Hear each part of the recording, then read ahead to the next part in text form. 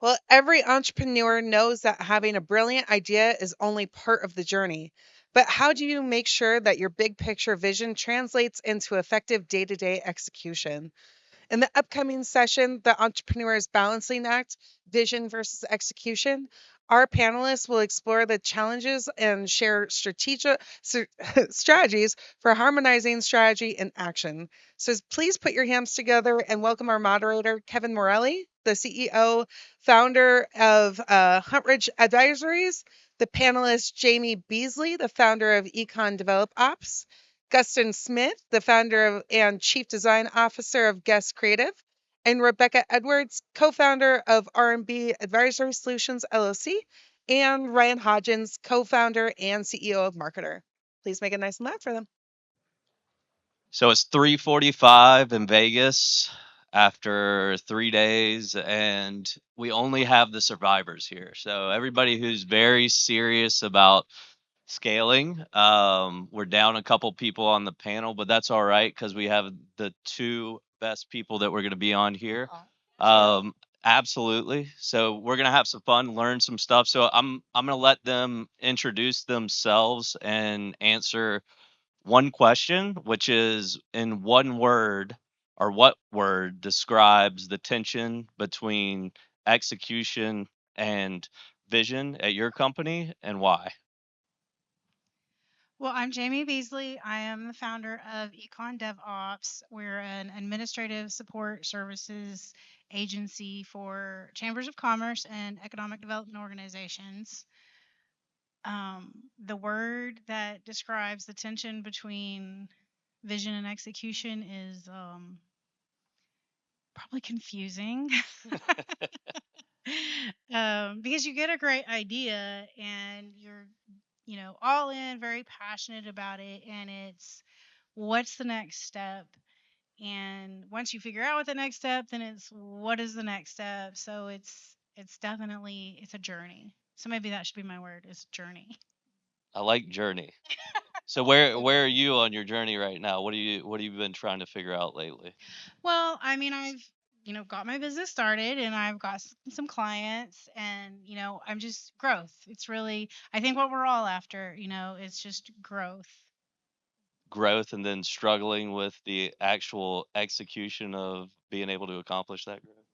Yes, absolutely. Accomplishing the growth and doing the things you need to do that are it's a lot. Awesome. Hi everyone, I'm Rebekah Edwards. I'm a co-founder at R&B Advisory Solutions. We provide risk and compliance consultancy services to small and growing businesses. My journey to being a founder is, I think, non-traditional, but most of us are have non-traditional journeys. I started my career with PricewaterhouseCoopers. I spent about 15 years there in their risk assurance practice. Moved into industry and supported companies with their IPO readiness initiatives from a regulatory compliance perspective, and then moved over to a company called Allegheny Holdings Corporation. There were a multi-billion-dollar organization that owned operating companies across the globe. There, I was the chief audit executive, reporting to the board, and the chief financial officer. In 2022, the company got acquired by Berkshire Hathaway. It was one of Warren Buffett's last acquisition before he officially retired from Berkshire Hathaway. Nothing screams more at you when you're in a really cushy job where you're very, very comfortable. That is your forever home. You're going to retire and you lose your job. And not just you, but your entire team. I previously from that, I thought, we were at a like multinational, amazing organization. And I thought we were the big fish, but come to find out there are whale sharks out there, which is the largest fish in the ocean. And so we were acquired by one of the whale sharks. But that essentially put myself and my team at a crossroads. We didn't want to go back into consultants. Some of us didn't want to. I didn't want to go back into industry. I wanted to do something very, very different.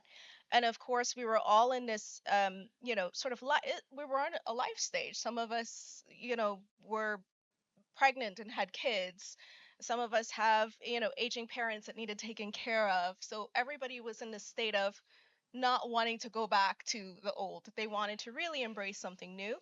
And I approached them about starting our practice, essentially. So the folks that are with me right now are my former team from Allegheny. We worked together for many years very happily. And we knew that we had a good product that we wanted to get out to the market. We knew that this was something that we could monetize. And so, immediately launching the company, our first clients were indeed our former company. Many of the C suite had moved on and started their own PEVC backed companies. And immediately after they acquire their operating companies, they call us in to support them with anything from post M&A, integration, system integrations, as well as business process optimization, etc. So if I had to use one word right now to kind of think about what my major pain points are within launching and executing a strategy, is process or lack thereof. And it's very similar to what you're I was gonna saying say about that sounds journey. like fancy confusion. Yes, yes. How does it, because you're coming from like large Yeah. companies, how was the switch? Because when you say process, that's hmm what makes me think about you're coming from companies that probably had a lot of process Very well-oiled to machines. now When I starting tell a you, company. like there isn't even a bottom. That's like zero. It's like you're free falling most of the time when you're trying to execute a strategy. Yes. I will say though, before I went to Allegheny, which is a very, mature organization, I was working with startup companies, unicorn companies that were getting ready to go IPO. And I tell you, my job was to get the company Sarbanes-Oxley ready to be able to go IPO, right? Um, it was Blue Apron. It's a meal prep company essentially. I was packing boxes. Like, I was like, yo, CFO, I'm supposed to be building controls and implementing NetSuite. Instead, you're at a fulfillment center and helping get like work lines in order, pick lines in order, and helping figure out workers' comp. It was an amazing experience, but I think it was probably the best life experience I know of actually being part of building a business, and working with like-minded founders. Like, they were all very young and had no idea what they were doing.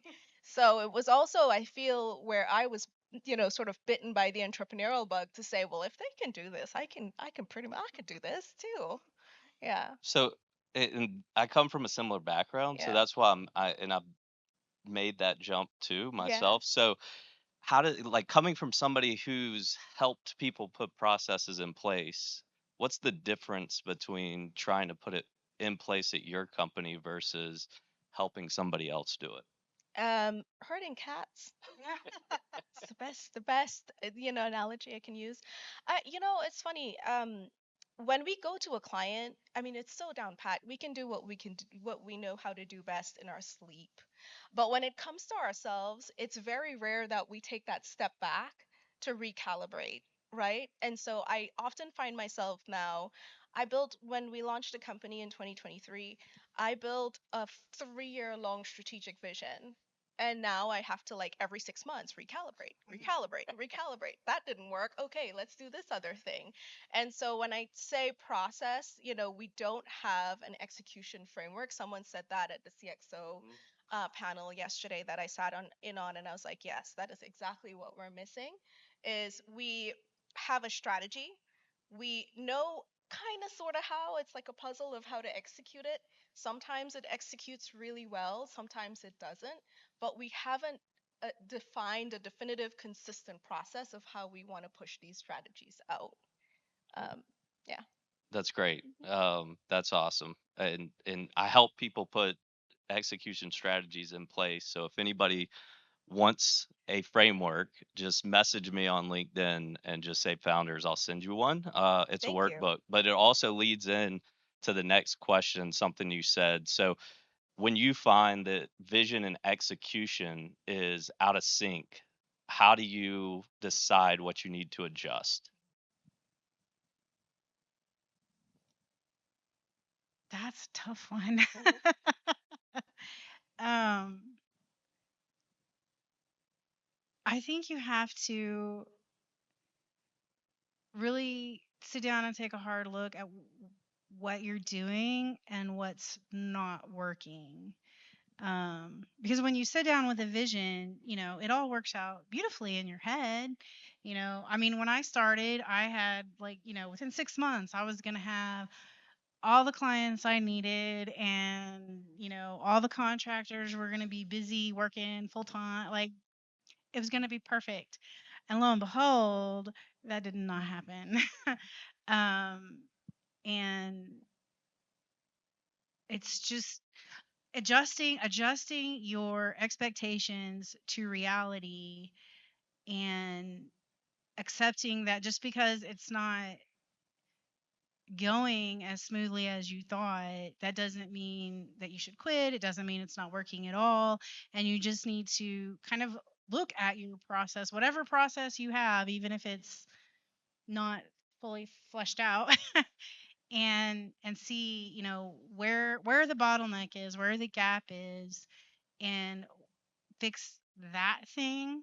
And you might even need to get help. You might need somebody to, look at it for you, because it's really easy when you're in it, when it's your company, to not see the problem. So sometimes it is helpful to have somebody come in from the outside and be like, "Oh no, the problem's right here. It's really obvious. You're just blind." And not in an insulting way, but it's you're in it. So yes, you are blind.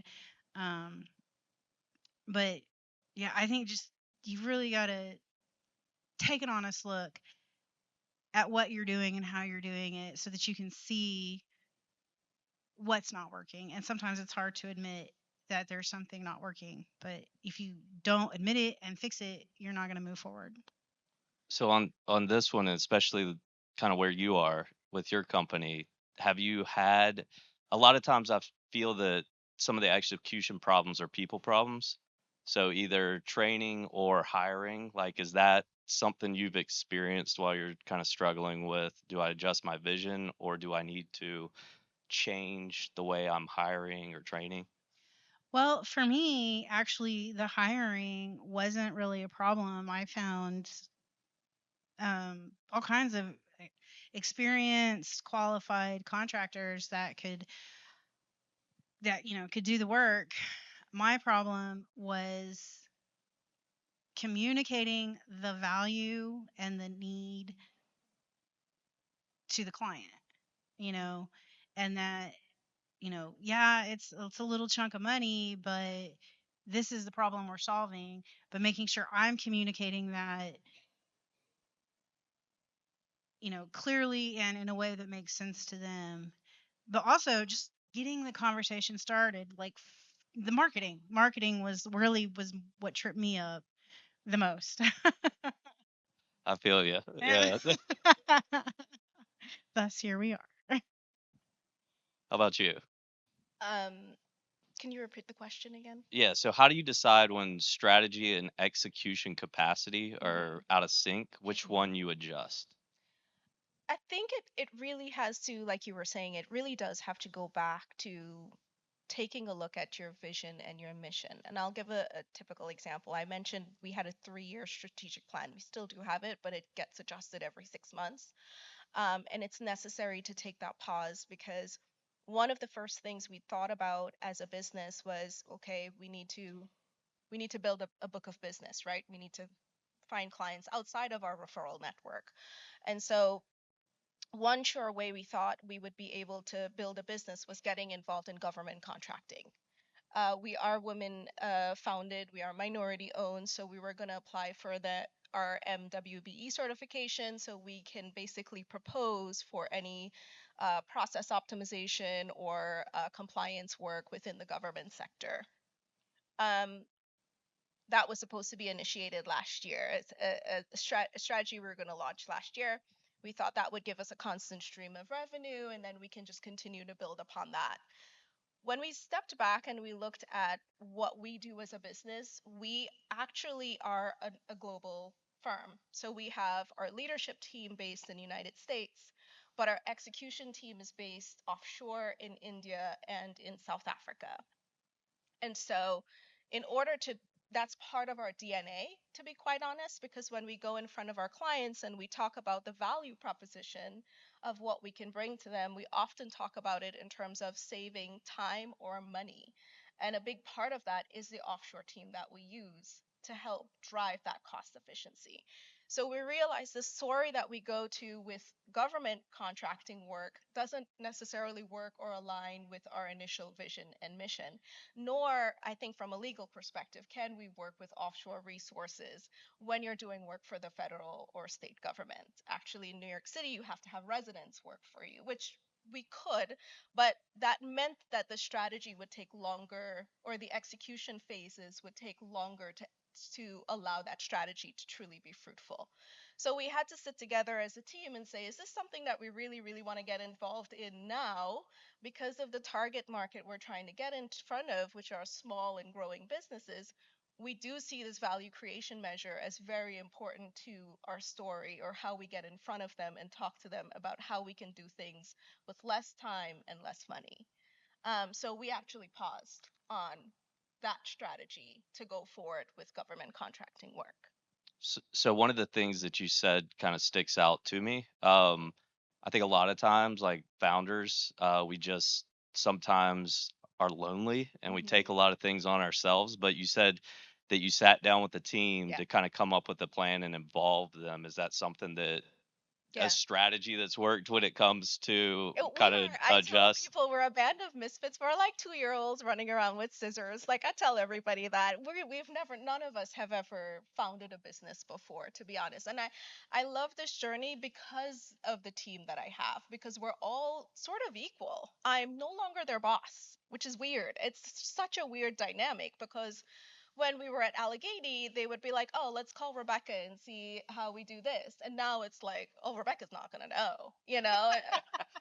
How we just implemented a new CRM tool, and we were trying to launch a campaign, and they were like, Rebekah, do you know? I was like, That's not my no, job. it's not much. I've never done it. I was like, did you call IT support? They were like, good idea.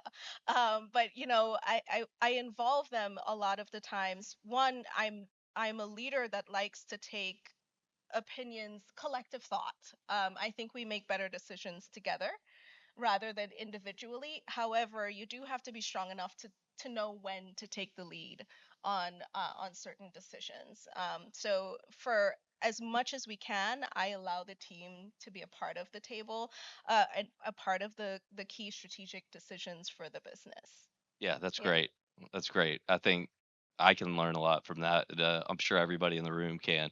All right, so we're gonna get a little bit personal on the next question. So, what's the biggest vision mistake you've ever made, and what did it cost you?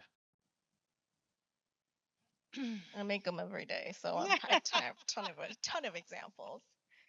The biggest vision mistake. Well, I think for me, it was, the idea that this was going to be a smashing success within 6 months. And even though, like, in my head, I knew that was probably unrealistic, when I hired all my contractors, I told them, my goal is to have all of this up and running and, you know, whatever in 6 months, understanding that that may not happen, but it still put in their head the idea that they're going to have work coming in within 6 months, and they didn't.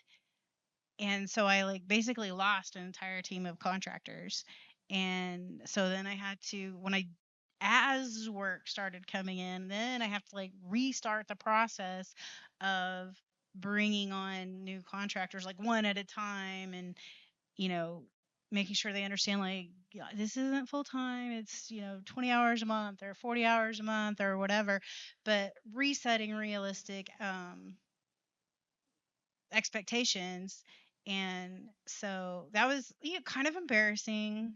And of course, I also had contractors after 6 months who were like reaching out to me, do you have anything? Do you have anything? Do you have anything? And so then I have to go, I'm sorry, I don't have anything for you yet. And so it cost me pride, but it also cost me an entire team of contractors. And so I had to like start over rebuilding this team. So What do you think you would have done differently if you went back? I would have not started. I would have gotten the clients first before I got the contractors. Yeah. that's something that I think everybody has an issue with because it's like we'll build it and they'll come, right? Right, Yeah. and they don't, and it's so rude. No.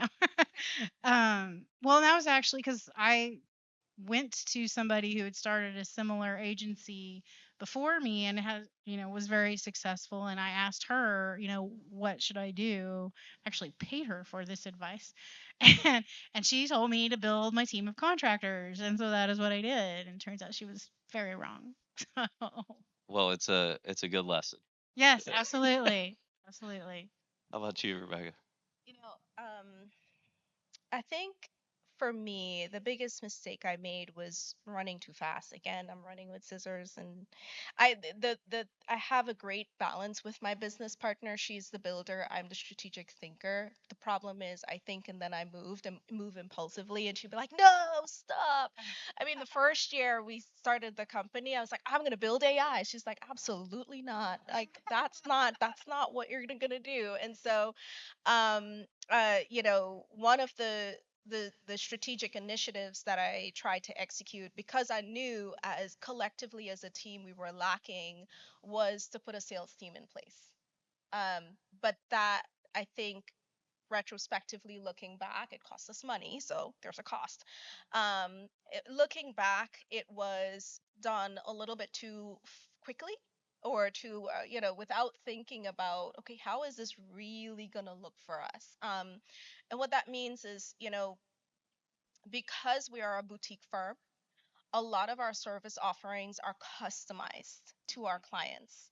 And that means that the way we win work is through the relationships we build. So you can't just send a salesy email to 1,000 possible prospects to hope that you'll land a work, because a lot of what we do, I mean, we're talking about cybersecurity, we're talking about ERP implementations, highly technical things that if you don't get in front of the right prospect, they're just going to send you to junk mail or spam, or they're blocking you.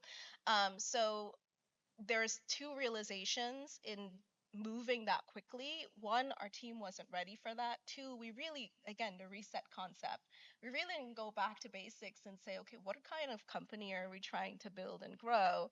And then what came out of that was, again, another re-engineering conversation with the team to say, okay, look, instead of trying to broaden our footprint into a specific industry or geography, let's think about the clients that we're currently on and how we can broaden our footprint on those clients, because it's all about building and protecting the base, right? So we already had a base of client. We were looking to get more involved into the market, right? Project ourselves into financial services or manufacturing. Um, so I think one, although it cost us a lot, we learned a lot from this process. We learned, I think, even more about ourselves and who we represent and what we stand for and what kind of value we want to drive with our clients. So a couple of things come to mind when you said that because the answer to your first question was process. When I hear people go out and hire a bunch of salespeople, a lot of times they skip the step of putting together a sales process, Mhm. which could lead to some of the issues that you were Yeah. talking about. So I'm curious, did you have a sales process before you hired? We didn't. It's actually, I always say every experience is a learned experience. So I never say like, oh, we failed. I go, oh, okay, yeah, that didn't work. What did we not get right? Um, we hired the sales team because we did not know how to sell. Like, we come from industry. We're a bunch of auditors. um we are the least creative people you will ever find. We do stick figures, like, Auditors are totally known for being excellent salespeople.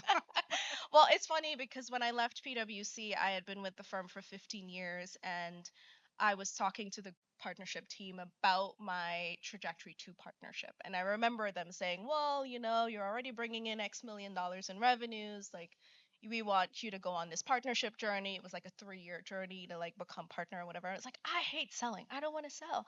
Here I am today. That's all I do every day. But part of hiring that sales team was indeed to also help us build the process. It wasn't just to just throw a bunch of people out there to try to win work. It was, my team is in desperate need of this skill set. Mhm. Some of us, I'm rusty, but some of us have never done it in our entire career. So we not only need a team to help bring work, but also teach us how to sell that work as well. Got it. Yeah. Yeah. Um, I'm just curious. I told somebody this earlier. I was also an auditor, and one of the things I made a joke to somebody and said one of the reasons I left was because I thought about what the best auditor in the world would look like, and I was like, That's probably a miserable person." So I left. Well, remember, our job is to deliver bad news in a good way all day, every day, and the same people that you're delivering bad news about are the same people that are going to be the ones to help you fix the issues, right? And Yeah. so it's all about diplomacy, it's all about negotiating skills. I love it. So I would never shy away from it, but you do have to find a way to force that smile through the Oh yeah. tears, be able to take the beatings when you absolutely have to. Yes, I've had some pretty big smackdowns in major boardrooms, but as that's why you're hired, right? Yep. That's what you're supposed to do. Yeah. I think one of the biggest misconceptions between vision and execution for most founders is when they're envisioning their business, they're envisioning themselves as a founder and all that comes with, I mean, not all that they imagine comes with it. But when it comes to execution, what they don't realize is that they are a salesman. Mhm. I mean, that's really what it comes down to, at least in the beginning, as you're, growing and until you can get an actual salesperson, you are a salesman. That is your primary job. I mean, aside from actually providing the service or the product that you're providing, if you're the one doing it, but you're a salesman, and I think that's the biggest like gap between vision and execution that most founders don't realize, and most founders hate selling. Because you're not only selling your services to third parties or product to third parties, you're selling the vision to your employees. Mhm. Yeah. Yeah, that's true. You're always doing that, always and forever. As long as you're a founder, you're going to be a salesman. I'm really sorry to have to break that to you, but that's the way it is. Um, that's awesome. So what's one thing that you wish somebody would have told you about the dichotomy between vision and execution a while ago?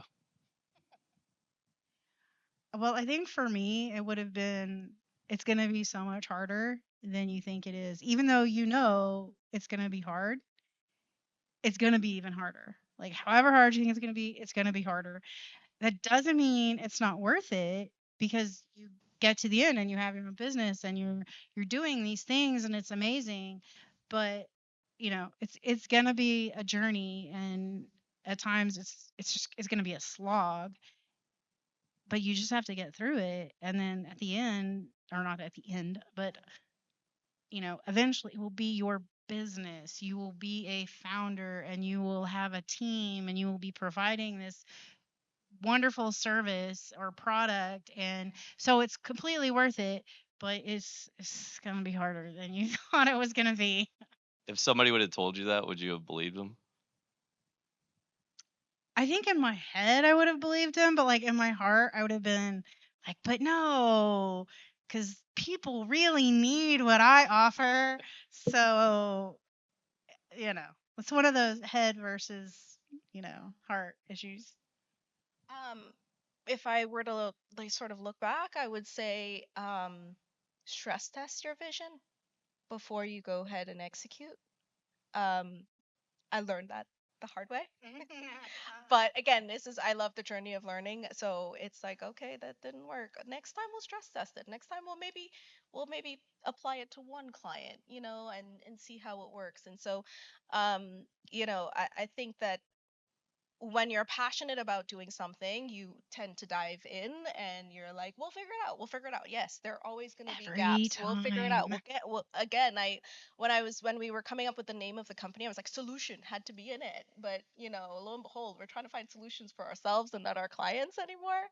But I definitely, if I had to give advice to my younger self before launching the company, would be just, take a step back and stress test your vision before, or your strategic initiative before you go ahead and execute.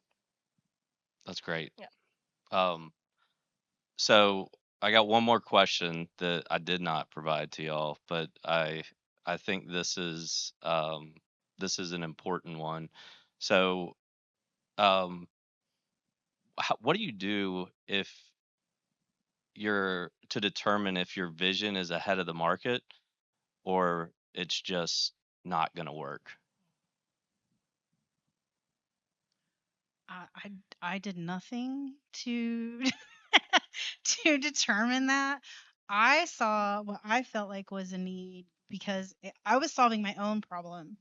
Um, I had worked in both as a virtual assistant and in economic development, and I had seen like economic development really needs this service. I've done both. I understand both. I would absolutely hire somebody to do this for me if that was my if I had the ability to. So naturally, it's a service that people need, and so I didn't do any calculations, and I still think it's a valuable service, but I think stress testing it would have been a better idea before just jumping in.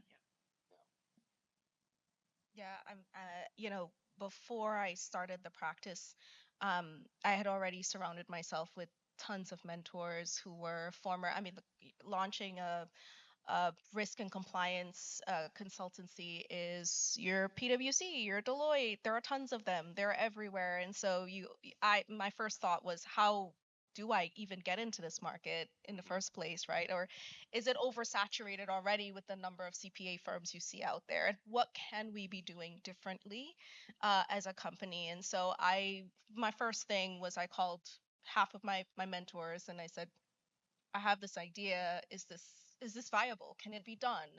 And one of them in particular is the former CEO of Cohn Resnick. And he was like, "Oh, can I be your first board member?" I'm like, "The idea hasn't even landed on paper yet." "Okay, but sure." And so he said, "Yes, it absolutely can be done, but you have to figure out the niche areas that you can get into, to support the business." So we started brainstorming about, there's firms that would do work for certain clients but cannot do other work like what we do because of conflicts of interest. So, how do we get into that pool? Similarly, there are industries that certain firms will not support, like cannabis, which is our number one industry right now. Because of the regulatory conflict between federal and state, I think they say the big eight firms, even banks and other institutions, cannot work with cannabis companies, but we can because we are an advisory service provider. So find your niche, and then stress test that niche.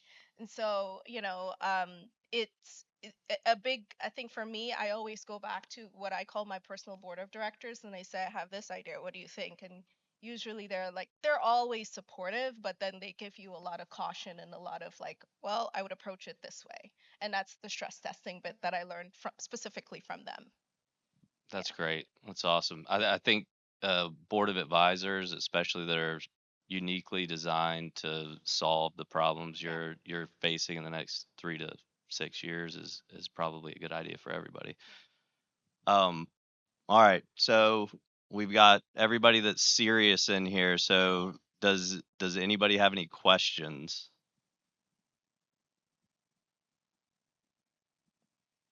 Not all at once.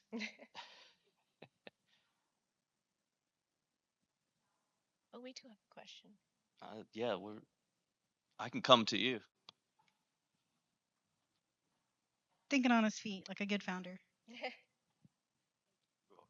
So this is for Rebekah. As a VA, actually, no, I'm sorry. I have a question for you, but this is first in my head. No worries. As a VA, I just hired a VA, and I have this product that I want to launch. I'll be doing a soft launch and then a public launch in July. It's a health tracking journal. I'm a holistic health coach, and my business is Treasured Wellness. So I've never hired a VA that was successful because saving money, you hire off of Fiverr or whatever, it's been a disaster each and every time. Oh no. So this time I actually hired somebody that came highly recommended, all of that. Um, just what ideas would you give me that I can then share with her to really help this journal be successful? Because it's not just a journal, they get me with it. So Mhm. it's the only health tracking journal that comes with a holistic health coach. So I really want this to be successful. It's a big labor of love, passion project. So and I've never hired a VA that is to the level that she is. So what would you say I should do? Well, I mean, what specifically did you hire her to do? What tasks, Mostly for promotion, just helping me with the promotion. I do have a podcast. I've got the website, all of that. I'm getting on Substack. Like I'm trying these things. Of course, social media, but that's not where I want to live. And so those kinds of things. And I know she's like, we're in week 1 here. So I, I'm like, okay, so she's got an idea, she has an agenda, and then I have an agenda. So I just want to make sure that we're on the same page. She's also in a different country, so we have a time zone issue. right.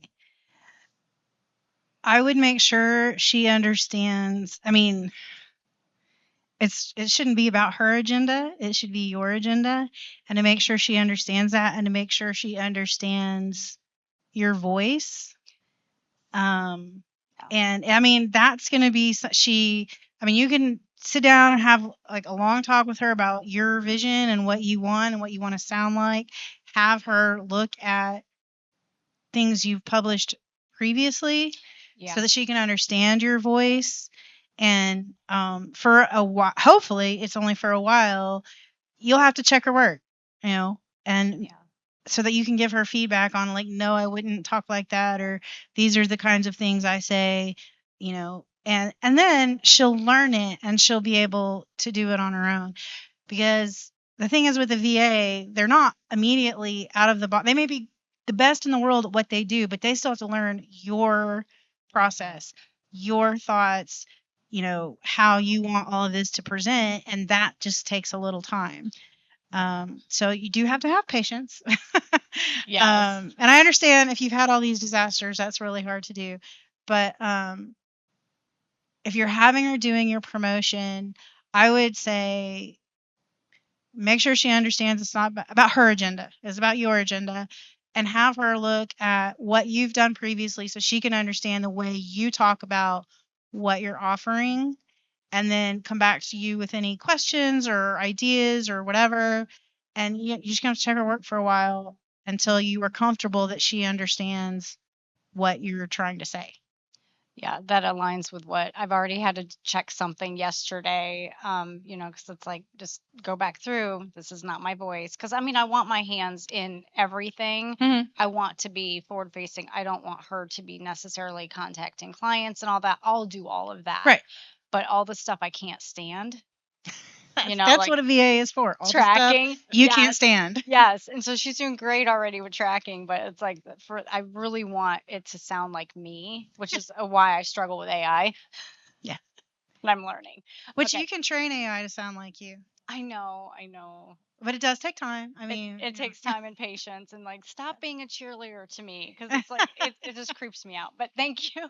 Yeah, you're welcome. Can I add to that as well? One thing that I do with my teams is I give them what we call KPIs. So, especially when it comes to promotional elements, I want to, or I ask them, let's review what engagement looks like. What kind of website traffic are we getting? What kind of LinkedIn engagement are we getting? What kind of email responses are we getting? And I usually set a goal of 5 to 10 per month. And so that way, if they see that they're not delivering on those, essentials, then they it gives you a chance to pause and course correct. Sometimes it does. When I worked with the sales team, it did absolutely go back to the messaging and the voice. And I would always be like, we don't want to like sell. Like, we obviously, that's the goal, but you want to put your technical Soft sell. expertise in that exactly as well. Yeah.